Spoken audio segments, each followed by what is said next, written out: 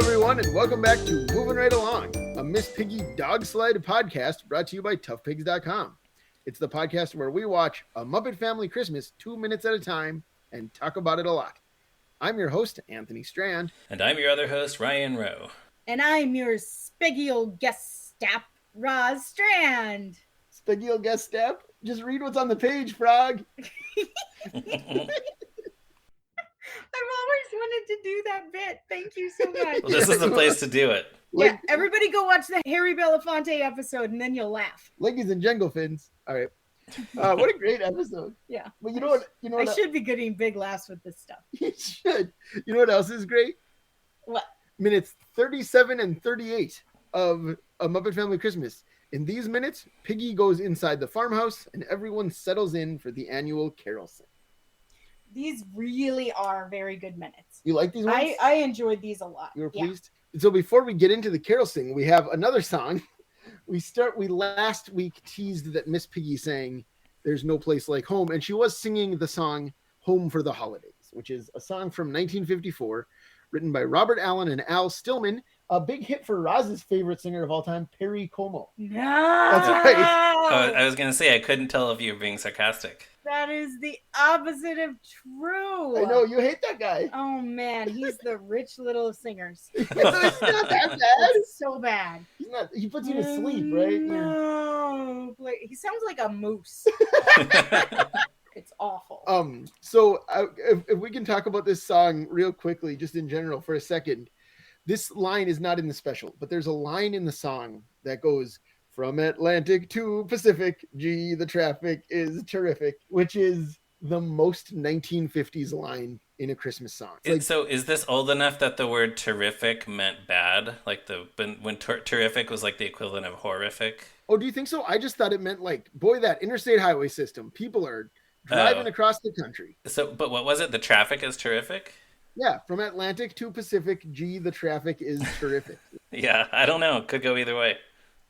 I really think it's the mid-50s, and it's like, you know what people are doing? Driving their cars on that interstate highway. Seeing the USA in their Chevrolet. Yeah, exactly. This is why Home for the Holidays, it's known. It's a well-known song, but it's not a highly used song. Well, so you can probably know my dad's all-time favorite musical act is the Carpenters. The Carpenters. Yes. And this is like one of the big numbers on their Christmas album. Yes. Which we had on tape. We had it on cassette when I was a kid. So to me, this was just like one of the main Christmas songs because it was always on in my house. Yeah, because of the Carpenters. I mean, people had big hits with it, but it has not been, in general, a giant Christmas song. Right. No, I know what you mean. It's not as ubiquitous as some of the others. Yeah, and it hasn't been used in a lot of movies. It's used here in this TV special, but mostly it's been on just CDs. So...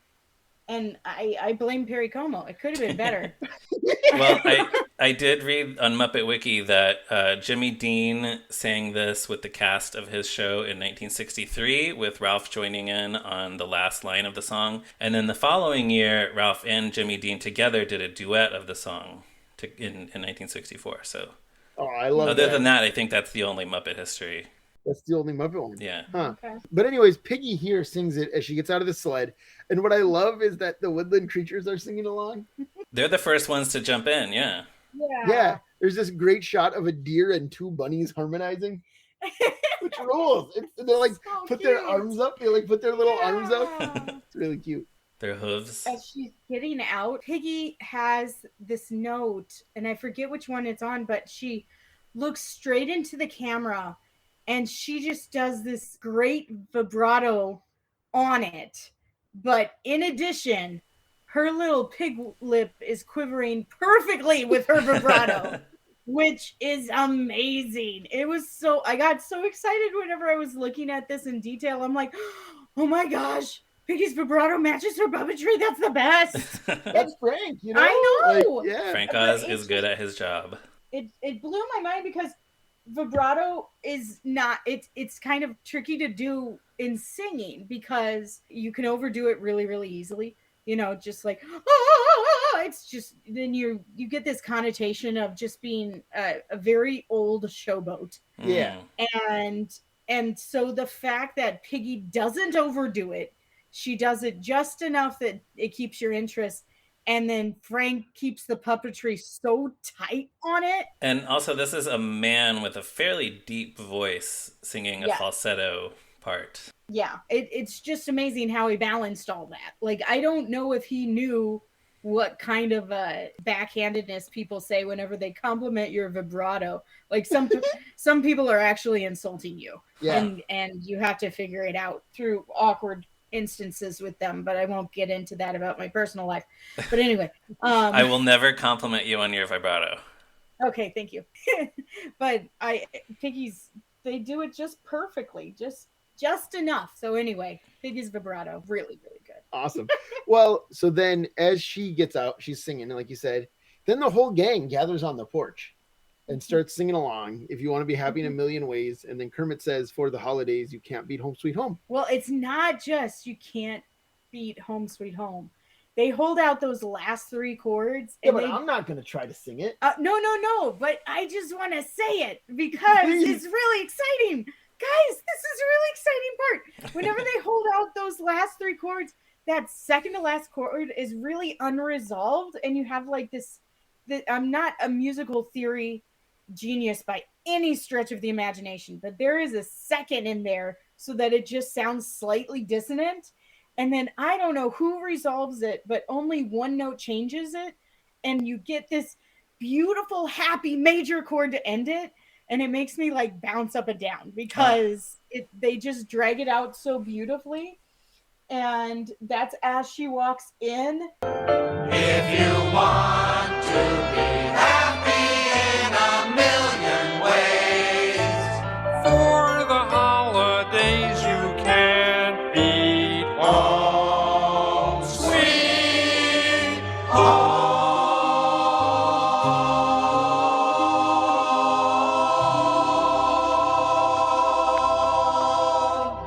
And it's just so lovely, and it ends on this happy major chord for Christmas. So it's like, thank you, Santa, for this happy major chord. Wow. You made me so happy. I love that. Because this is also like, if we talked on the podcast about how if this special has a story arc, it's will Piggy get here in time? Yes. Will everyone be safe and warm inside the farmhouse? Yes. And this is the conclusion. This is the emotional climax. Piggy is there. Mm-hmm. Everybody's happy. You know, Piggy goes inside, and then Piggy slips on the icy patch. Yay. It's perfect. It's perfect. Is this the best payoff to a running gag in comedy history? It just might be. So how many icy patches is this, Ryan? How many slips? It's 13, I think. I think that's right. I think we were at 12 before. Yeah. 13. Yeah, well, a bunch of them are when they first come in. There's like 7 right at the start. Oh, so you count all the... Okay. How the slips, yeah. Yeah, I can see how it could be 13 if you do... I almost count like the first scene as one big one, slip yeah, sure. in my head. Yeah. It's not separate slips. It's just one slip. Yeah, and when the whole mob of Fozzie's friends comes in at the beginning, it's possible we missed 1 or 2 because there's so many Muppets running in at the same time. Right. But as far as we can tell, it's 13 here. But and we should note that the real payoff is that everyone says, careful of the icy patch in unison. Which is and then some of them laugh. Yeah. Yeah, they just they're just like, you know that Floyd is laughing. Floyd totally laughing. Well, and I think the fact that Piggy does this like over the top, just like horrified, like blood curdling scream. It's a really good scream as she goes down. And also, most of them have probably been slipping on the icy patch too, so they're just glad that it's not them this time. Right. Yeah. And we should note this was cut from that VHS release. Home for the Holidays is not on there. So Piggy slipping on the icy patch is not there. We see Piggy say like, "Hi Kermie, am I late?" or whatever. And then it cuts. And then it just dissolves into inside. What a travesty. Because those last 3 chords are like right in with her slipping. It's just like home sweet home. Ah! Yeah. So none of that is there. Yeah. And like growing up, like I said, that's the main one. Like that's what my grandma had and all that. I didn't know about the payoff of the icy patch. I just thought Piggy made it safe. Mm-hmm. Now they're inside, and it is time for the carol sing. But for the carol sing, we see Fozzie and Elmo turning on the Christmas tree lights. Yeah. And this sweet. It's very sweet. And everybody goes, ooh. But weird thing, that was only in the original 1987 airing. Yeah, I don't understand that cut at all. That cut wasn't there when it was on Nickelodeon. Like, it's not in the VHS release. I almost wonder if that was a mistake that somebody cut that part out. I don't know. Yeah, it's weird. It certainly doesn't sting like losing Home for the Holidays, right? No, but it's like, what's the point? Yeah, of very losing strange. that? But anyways, they're all inside. Fozzie excitedly says, "My mother has an announcement." Well, right before that, you get a really lovely shot with Big Bird and all the Muppets oohing. Yeah. And I really like it because Big Bird plays off of a lot of humans. So he looks tall. You know, we all know that he's an 8-foot yellow bird. Looks tall next to Bob or Maria. Next to Bob or Maria or anybody next to Luis. He looks tall. But whenever he's next to Muppets, he looks like a mythic giant. Oh, he looks huge in this house, yeah. He looks so huge, and you realize that most of those Muppets are the size of his foot. Right. So I like that this has the time to just like take it all in, that Big Bird really is this big and there really are that many Muppets in the house. It's really it's cool. Yeah. It's how they set that up. Yeah. Yeah. So then Fozzie says his mom has an announcement, and the announcement is like she makes sure that everybody's there. Wouldn't it be funny then? She says, "You are all here, aren't you?" Wouldn't it be funny if the door The Little opened? Muppet Monsters. Little Muppet Monsters come running in, or like Leo and Grump from the Muppet Meeting films. And they're like, Whoa. "Hey guys, sorry we're late." The Toy Dragon. What if The he little did? toy dragon. Swinging his tail around, knocking over the Christmas tree. Oh man! What if a Skeksis came in? Hoggle? Oh, that'd be trippy. Oh, I would love it if Ludo were there. What if Ludo and the LaChoy Dragon were both best friends? Aww. I'm gonna have happy dreams tonight. Let's go write a parody about that. Write a song parody about that. Yeah. Okay. That's gotta happen. Yeah, all right. We can do that. But first we gotta talk about the fact that they've run out of room, so Gonzo and Animal have to sleep on hangers on a hook on the wall. You love that. And they're already there. Did they just jump up whenever she said it? Gonzo's already in his little nightshirt. It's so cute. And Maybe this is like a flash forward. Maybe we're just cutting to an hour later. Yeah, we see Gonzo in his sweater vest later. Right, because and in this shot they're wearing like matching nightshirts. Yeah. Matching nightshirts. Because it makes it funnier, right? Oh, Like, absolutely. I kind of wondered if the nightshirts were on the hangers and then they're just like, better pop this on. they just climbed in. Yeah. Right. Yeah. Well, Dave Goelz is very well hidden. I'm not quite sure where he is because Animal is very low in the frame. So Frank Oz is presumably like just off camera sticking his arm up. But Gonzo, like you can see pretty much his whole body. So I'm not sure where Dave's arm is. He's doing a full body hang like we used to have to in Phi Ed class for the presidential test or whatever. And Gonzo's just doing it for fun. Yeah. Doing it for sleep. That sounds like him. But anyways, what were you about to say? Those hangers are crocheted hangers. Was that right? Hmm. Yes. And I think that that's a really nice touch, that it's not just a wire hanger. I love the idea that Emily Bear crochets all of her hangers. Sure. It just makes them more comfy. It's just such an old-fashioned idea. Yeah. You know, wire hangers are so difficult to work with, and so that's why people used to crochet them, is so that they would be nice and they would hold your clothes actually off the ground. And so it'll hold your friends off the ground a lot easier too. It has a nice comfy grip. And speaking of friends, Ma Bear says they're weirdos, Fozzie, but they're nice weirdos, which I guess is supposed to be the payoff to her being like, I recognize Fozzie's weirdo friends. Yeah. But she seemed pretty accepting of them like the whole time. Yeah, pretty much. Feels like this is a payoff to a storyline that didn't happen or something. You know what I mean? Like maybe just more of a callback. Yeah, I guess so. I mean, like Doc learns to love him. It didn't seem like she really needed to. I don't know. And just, reinforcing the Muppets are all one family kind of thing. I like that Fozzie doesn't deny it. She's just like, they're weirdos, Fozzie. Yeah. Yeah. I like that he's comfortable with his friends, even though his mom is being a little critical. He's very quick to agree with her. Yeah. He's like, but they're nice weirdos. Yeah. Yeah. Right. So then finally, Kermit and Piggy are sitting on the couch, all dressed up. Is Piggy wearing the same thing she was wearing outside? Yeah, but it seems like she's added some jewelry and a corsage to it. Yeah. And her hood is down. So where before it looked like it was a totally fur-lined hood, Right. now she's got like a fur-lined shoulder height cowl with a big 80s chunky gold necklace. Yeah. And a giant poinsettia corsage. So she's amped it up a little bit Yeah. from the sleigh, but it also is very probable that she was wearing that in the sleigh, the way that they designed it. Right. But Kermit, who has amped it up a lot because he Yeah. was naked outside. Yeah. And now he's wearing a really nifty little tartan vest. Yeah. Yeah. And a bow tie. And bow tie, Bow yeah. tie.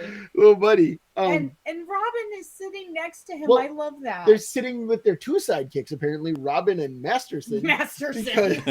Because Masterson the rat is on the other side of Miss Piggy. Yeah. But yeah, Robin is like the family. It's the family. And Masterson. So Robin's in his little stroller sitting next to his uncle. They know each other so well, Masterson feels like Piggy is his aunt. Aww. Aww. So then Kermit says it's time for our annual carol sing, which means they do this every year. Every year. But I think the only one we've seen before is John Denver and the Muppets of Christmas Together. Right. That was the 1979 carol sing, right? Well, they Yeah. don't televise them all. Give them some privacy. Only You once- paparazzi. Only once every 8 years. Yeah, and that's plenty. You It's- should be satisfied. But it's fun though because it's 1979 John Denver, 1987 Muppet Family Christmas, 1985 Mr. Willoughby's Christmas Tree. Don't even. So Where were the Christmas carols in that? it was so Christmassy, Ryan. But where were the... It was the honey pot dance. All we got was the perfect tree, the perfect tree. This is my nightmare. So they do start the carol sing. Rowlf starts playing the piano, and everybody starts singing. But what are they singing? I don't know. Come back tomorrow to find out. Do-do-do-do-do-do-do. What comes next? I don't know. This is Rowlf. This is Rowlf at his finest, though. This is exactly the reason why I thought that Rowlf actually played the piano most of my life. Why? If you watch him, his fingers coordinate really well with the Oh, yeah. notes. Yeah. And he plays individual notes with those notes. Do do do do do do do do do. And he's playing it. Yeah. So I always assumed that Jim Henson could play piano, and he was just like looking over Ralph's shoulder or something Yeah. to actually play the piano because he does it so well. That's awesome. So didn't Steve Whitmire often perform both of Ralph's hands when he was playing the piano? Maybe this was just on the Muppet Show or mostly on the Muppet Yeah, Show. I know I've heard that. Yeah, I've seen Steve in interviews talk about how much he tried to come as close as possible to putting Ralph's hands in the right place on the keyboard. He did a good job Yeah. because I was fooled for most of my life. Yeah. Sure, yeah. I'm not entirely convinced that they aren't. Yeah. Right. Maybe he is. Maybe that's the secret. That might be the secret. Yeah. It was so good. All right. So anything else about these 2 minutes before we go? You get the start of the next shot. You don't hear the song yet, but you get the start of the shot, and it's through the fireplace. Yeah. So you get this lovely picturesque view through the fireplace, right of Big Blue's big head. Big Blue's big head. Yeah, Big Blue. Big Blue is right up front. Ooh. Oh, Fat Blue. Fat Blue. I think Oh, that's Simon okay. Soundman. But Sorry. that's Based on his hat. It is a Fat Blue Sesame Street yeah, it is anything a Fat Muppet. Blue. It's not Mr. Johnson. I Right. think maybe I'm just not as judgmental as other people. I So call you- him Big Blue. Yeah. Grover just calls him Sir. Yeah, So yeah, sir. Grover's more respectful than anyone. Yeah, that's true. But I think that the shot through the fireplace is really cool idea. Yeah. It is. It's very cozy, and it only makes me a little bit worried that one of those puppets is going to catch on fire. Yeah, just a little bit. But Ryan, it's more Huga. Yay! Awesome. All right. So on that note, we're going to put out the fire for today, and we will relight it tomorrow with another episode of Moving Right Along. Goodbye. Goodbye. Happy holiday! Oh, I just spoiled it. Oh well. It's okay. Who cares?